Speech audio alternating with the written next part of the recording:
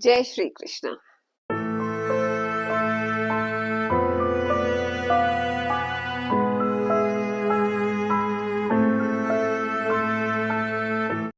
I will not live in a city where you are a beggar.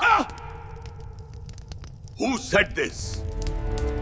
Shamista has wronged me and my esteemed father greatly, hence she must repent. She must make amends. और इस प्रकार शर्मिष्ठा हमेशा के लिए देवयानी की दासी बन गए।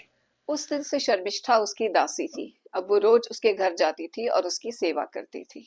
ऐसे करते करते कई दिन बीत गए, बहुत समय हो गया।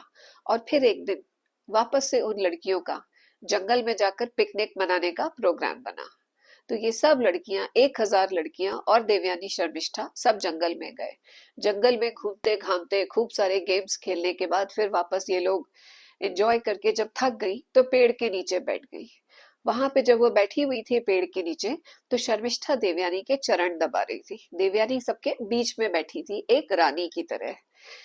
तभी वहां पर नहुष पुत्र ययाति एक बार फिर आ पहुंचे। शिकार खेलते हुए आए थे। यहाँ जंगल में आके देखा तो इतनी सारी लड़कियां बैठी हैं। उनकी नजरें शर्मिष्ठा पर टिक गई। कितनी सुंदर लड़की है ये, और पैर दबा रही है, लगता है किसी राजकुमारी के पैर दबा रही है। फिर उन्होंने पास जाकर के देखा और पूछा उनसे कि आप लोग कौन हैं और इस वन में क्या कर रही हैं। उसने पूछा तो था शर्मिष्ठा से, लेकिन जवाब दिया देवयानी ने। वो बोली, मैं आपको हम दोनों की तरफ से बताती हूँ कि मैं शुक्राचार्य की बेटी देवयानी हूँ, अगर आपको याद हो। और ये असुरराज वृषपर्वा की बेटी है शर्मिष्ठा, मेरी सखी भी है और मेरी दासी भी। तो ये सुनकर ययाति को बड़ा आश्चर्य हुआ और वो बोला कि असुरराज की बेटी आपकी दासी कैसे हुई, ये जरा समझाएंगी। तो अब देवयानी अपने उस गुस्से के बारे में बात नहीं करना चाहती थी कि उसे कितनी जोर से गुस्सा आया था और उसने क्या बोल दिया था। तो उसने कहा, महाराज ये सब तो भाग्य का खेल है, कर्मों के फेर से ये सब हो जाता है, लेकिन हमें इस बारे में बात नहीं करनी चाहिए।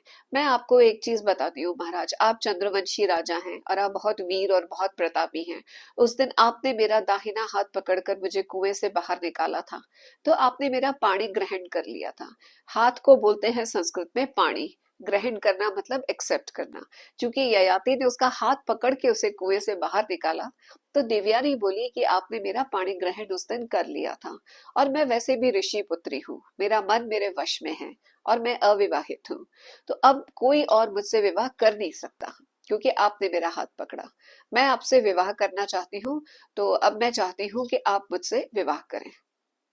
ययाति ये सुनकर चकरा गए। अचानक से ये मैरिज प्रपोजल कहाँ से आ गया? वो तो शिकार खेलने जंगल में आए थे। हालांकि देवयानी बेहद खूबसूरत थी और थोड़े से उसकी तरफ आकर्षित थे ययाति, लेकिन चूंकि वो शुक्राचार्य की बेटी थी इसलिए वो बिल्कुल भी इंटरेस्टेड नहीं थे, क्योंकि उन्हें पता था शुक्राचार्य बहुत ही ज्यादा पावरफुल ऋषि हैं और अगर उन्हें इतना सा क्रोध आ गया तो वो इतना बड़ा शाप दे देंगे। इसलिए उसने कह दिया कि ऐसा है, आप तो ऋषि कन्या हैं, मैं तो क्षत्रिय राजा हूँ, मैं कहाँ से आपके लायक हो गया, मैं आपके लायक नहीं हूँ, आप ऐसी बातें मत करिए। पर वो बोली, देवयानी आप ऐसा नहीं कह सकते, आप चंद्रवंशी राजा हैं, आप बहुत कुलीन हैं, और जब मैंने आपको पसंद कर लिया तो आप मेरे योग्य हैं, तो आपको मुझसे विवाह करना ही चाहिए। क्योंकि वैसे भी आपने जब मेरा हाथ एक बार पकड़ लिया तो मैं दोबारा किसी और को पकड़ने नहीं दूंगी। तो राजा ने विवश होकर कह दिया कि मैं मतलब आपके पिता से जाकर याचना नहीं कर सकता आपके हाथ की, वो इस बात से क्रोधित भी हो सकते हैं, मैं उनके शाप का खतरा मोल नहीं ले सकता। अगर वो स्वयं यहाँ आए और आपको मुझे दे दें तो ठीक है। तो ये सुनकर देवयानी जो है वो बड़े सरकास्टिकली बोली, अच्छा एक तरफ तो आप ये कहते हैं कि आप मेरे पापा से बहुत डरते हैं और दूसरी तरफ उनके आश्रम में जाके उनको प्रणाम करके मेरा हाथ मांगने के लिए भी तैयार नहीं है। कोई बात नहीं, मैं सॉल्व कर देती हूँ। और उसने घुंडिका को बोला, घुंडिका जल्दी आश्रम जाओ और मेरे पापा को जाकर बोलो कि देवयानी ने चंद्रवंशी राजा ययाति का पति रूप में वरण कर लिया है स्वयंवर में, तो वो यहाँ पर आए और मेरा हाथ इनके हाथ में दें। तो घुंडिका ने जाके बता दिया। शुक्राचार्य आए तो वो भी बहुत खुश हुए ये सुन के कि देवयानी इतनी खुश है, क्योंकि बेटी की खुशी में उनकी खुशी थी। तो उन्होंने ययाति से खुशी खुशी देवयानी का विवाह कर दिया। और विवाह करके वो बोले कि देखो ययाति, मैं अपनी ये बहुत लाडली बेटी तुम्हें दे रहा हूँ, इसका हमेशा सम्मान करना, इसका कभी दिल दुखी मत करना। साथ में इसकी ये सहेली शर्मिष्ठा ये भी आएगी, ये और इसकी 1000 सखियां, ये सब दहेज में आएंगी तुम्हारे साथ। शर्मिष्ठा वृषपर्वा की बेटी है, इसका सदा आदर करना, लेकिन इससे और कोई संबंध मत रखना, और कोई रिश्ता तुम्हारा इससे नहीं होना चाहिए, सिर्फ आदर का रिश्ता। और ये बोल करके शुक्राचार्य उन सबको ब्लेस करके और चले गए। और ययाति जो शिकार खेलने आए थे, अचानक ही found himself going back with one wife and her 1000 दासीज। अब ये सब वहां नगर में चले गए।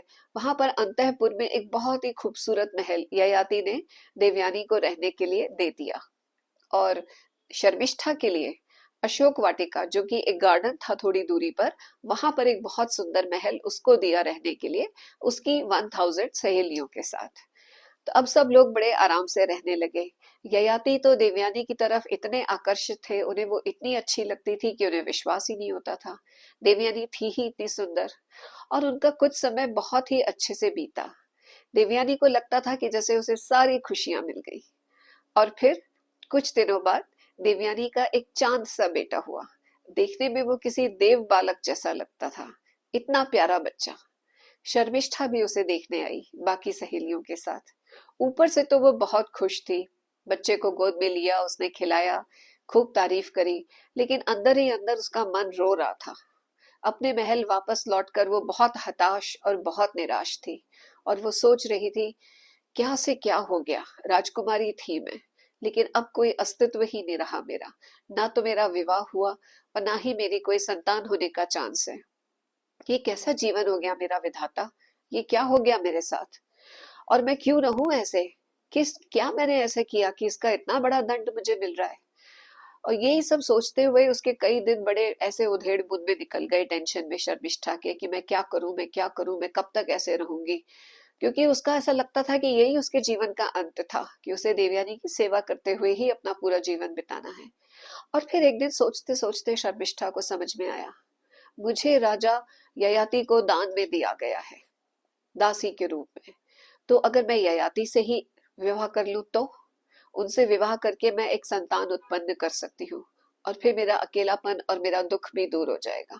लेकिन राजा ययाति मुझसे अकेले में मिलेंगे क्या? वो जब भी आते हैं गार्डन में देवयानी के साथ ही आते हैं, अकेले कभी नहीं आते। लेकिन दैवयोग की बात थी कि उस दिन राजा ययाति अकेले आ गए, और वो अकेले आए उस गार्डन में, और उस देखा उन्होंने शर्मिष्ठा को, और शर्मिष्ठा ने उनसे अपने मन की बात कह दी।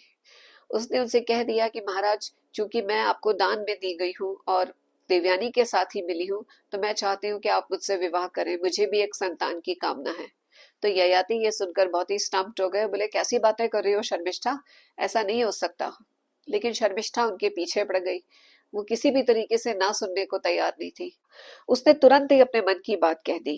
उसने बोला कि महाराज, आपको मेरा रूप, कुल, आचार, व्यवहार सब पता है। मैं दैत्यराज वृषपर्वा की पुत्री हूँ, और आपसे एक पुत्र की याचना करती हूँ।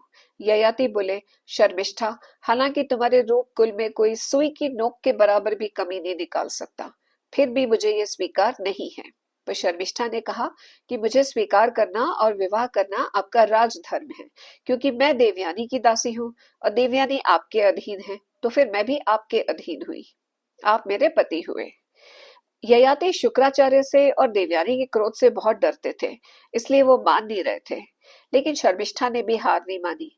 उसने कहा कि महाराज, आपके लिए तो जग प्रसिद्ध है कि आप किसी भी याचक को खाली हाथ नहीं भेजते, फिर मेरी भी याचना पूरी करें, आप मेरे भी तो महाराज हैं।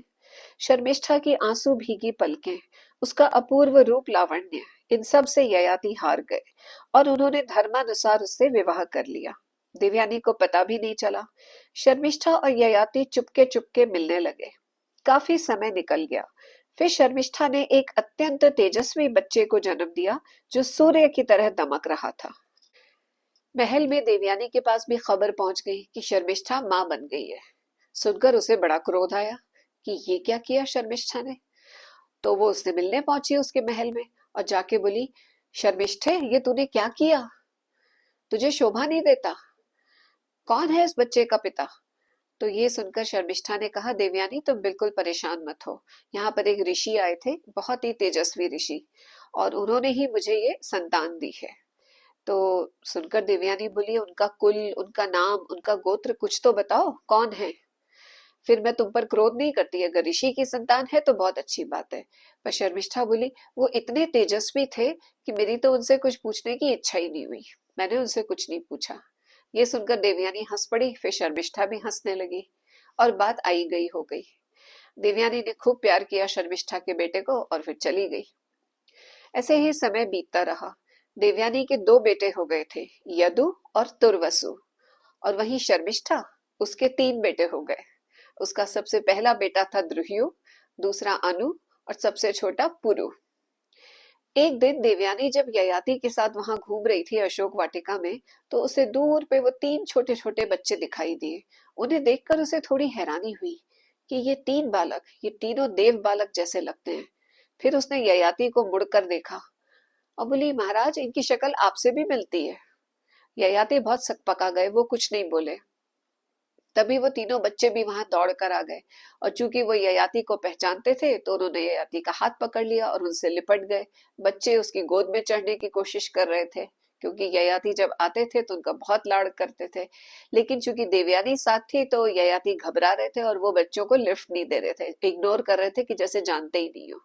लेकिन देवयानी को कुछ कुछ समझ में आ रहा था, तो उसने उन बच्चों से पूछ लिया, तुम्हारी माँ कौन है? तो उन बच्चों ने बता दिया, हमारी माँ का नाम है शर्मिष्ठा। ये सुनकर देवयानी को बहुत धक्का लगा। बच्चों ने बोला, ये हैं हमारे पापा और वो हैं हमारी माँ।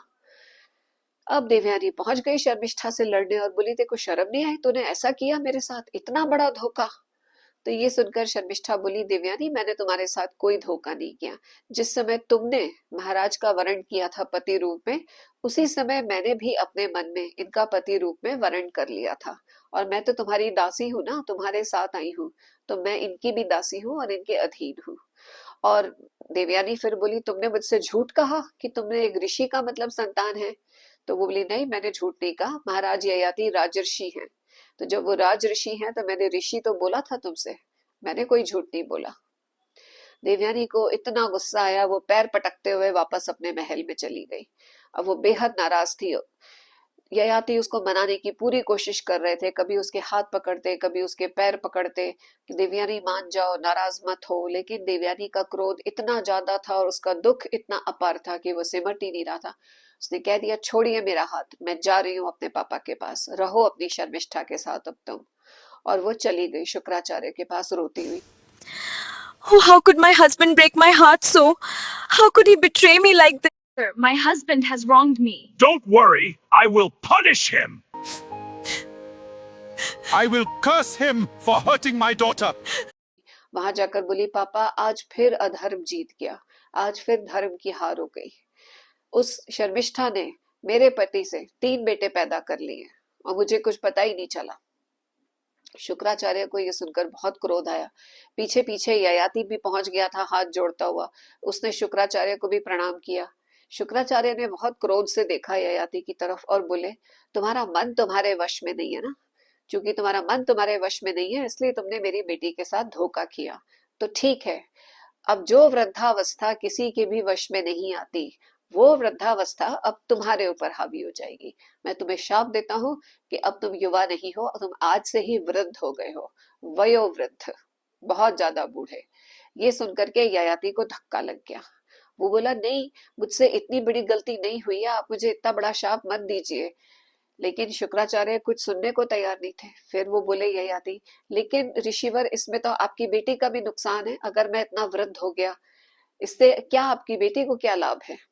तो फिर शुक्राचार्य बोले, अगर तुम इतने दुखी हो तो मैं तुम्हें ये कह सकता हूँ, अपना शाप तो मैं वापस नहीं ले सकता, लेकिन अगर कोई भी तुमसे अपना बुढ़ापा और अपनी युवावस्था एक्सचेंज कर ले, तुम्हारा बुढ़ापा ले ले और अपनी जवानी दे दे, तो तुम वापस जवान हो सकते हो। तो ये सुनकर ययाति ने कहा, ठीक है ऋषिवर, मैं आपको ये वचन देता हूँ कि जो भी मेरा पुत्र मुझसे अपनी जवानी एक्सचेंज कर लेगा, मेरे बाद राज्य उसी को मिलेगा। आप मानते हैं इस बात को? शुक्राचार्य बोले, हाँ मुझे ये बात मान्य है, जो भी तुम्हारा बेटा एक्सचेंज करेगा तुम उसे ही अपने बाद राजा बना देना। अब ययाति जो इतने बूढ़े हो गए थे, जिनके सर के बाल सफेद थे, उनकी आंखों में जैसे कैटरैक्ट हो गया था, रीढ़ की हड्डी झुक गई थी, कमर झुकी हुई, स्किन पे झुर्रियां ही झुर्रियां, हाथ ऐसे ऐसे कांप रहे थे, चल भी नहीं पा रहे थे। वो बड़ी मुश्किल से अपने महल पहुंचे और वहां जाकर के ययाति सबसे पहले गए अपने सबसे बड़े बेटे यदु के पास और बोले, मेरे प्यारे बड़े बेटे यदु, तुम मुझे बहुत प्रिय हो, क्या तुम मुझे अपनी जवानी दोगे और बदले में मेरा बुढ़ापा लोगे? मैं तुम्हें वचन देता हूँ कि 1000 साल तक तुम्हारी जवानी का उपभोग करके उसके बाद मैं अपना बुढ़ापा वापस ले लूंगा और फिर तुम उसके बाद शांति से राज्य करना। लेकिन ये सुनकर के यदु को बहुत बुरा लगा। वो बोला, आप सोच भी कैसे सकते हैं कि मैं आपको अपना यूथ दे दूं, अपना यौवन आपको दे के और आपका बुढ़ापा ले लूं? बुढ़ापा कौन लेना चाहता है? मुझे तो बिल्कुल नहीं चाहिए आपसे बुढ़ापा। और वैसे भी आपके और भी कई बेटे हैं जो आपको मुझसे कहीं ज्यादा प्रिय हैं, तो उन्हीं से ज्यादा मांगिए ना, उनसे जाकर मांगो उनका युवावस्था, मुझसे क्यों मांग रहे हो? फिर ययाति तुर्वसु के पास गया और बोला, बेटा ये बुढ़ापा मुझसे एक्सचेंज कर लो।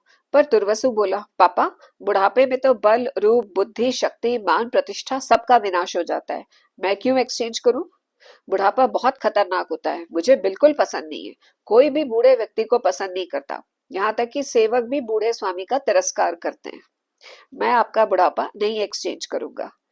फिर ययाति शर्मिष्ठा के बड़े बेटे द्रुह्यु के पास गए और बोले, बेटा ये कांति और रूप का नाश करने वाली वृद्धावस्था मुझसे ले लो, 1000 साल बाद मैं तुम्हें तुम्हारा यौवन लौटा दूंगा। लेकिन द्रुह्यु ने भी साफ इनकार कर दिया। उसके बाद अनु ने भी मना कर दिया। आखिर में निराश ययाति सबसे छोटे बेटे पुरु के पास गया और अपना वो एक्सचेंज ऑफर दिया। लेकिन पुरु ने उनकी बात मान ली और फिर ययाति ने शुक्राचार्य के कहे अनुसार अपनी वृद्धावस्था पुरु के शरीर में डाल दी और उसकी युवावस्था ले ली। देखते ही देखते पुरु एकदम कमजोर और बूढ़ा हो गया और फिर ययाति ने शुरू की अपनी उधार की हुई जिंदगी। ययाति ने बहुत अच्छे से राजकार्य एक बार फिर संभाल लिया। प्रजा का अच्छे से पालन करते हुए वो अपनी सारी अतृप्त कामनाएं पूरी करने लगा। एक बार फिर वो अपनी लाइफ खूब एंजॉय कर रहे थे, पर फिर उन्हें समझ में आने लगा कि ये इच्छाएं तो कभी समाप्त होती ही नहीं है। जैसे ही एक इच्छा पूरी होती है, तुरंत दूसरी इच्छा जन्म ले लेती है। ये मन संसारी, ये तो कभी भरता ही नहीं है।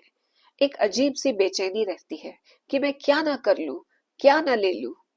और फिर ययाति को हुआ अल्टीमेट ज्ञान कि अग्नि में जितना घी डालोगे, आग आग की लपटें उतनी ऊंची उठेंगी। वैसे ही इस मन की जितनी अतृप्त इच्छाएं पूरी करोगे, उतनी ही नई इच्छाएं जन्म लेंगी। इनका कभी अंत नहीं होता। अब तक 1000 साल भी निकल गए थे, फिर भी ययाति का मन अतृप्त था। 1000 साल भी कम पड़ गए थे।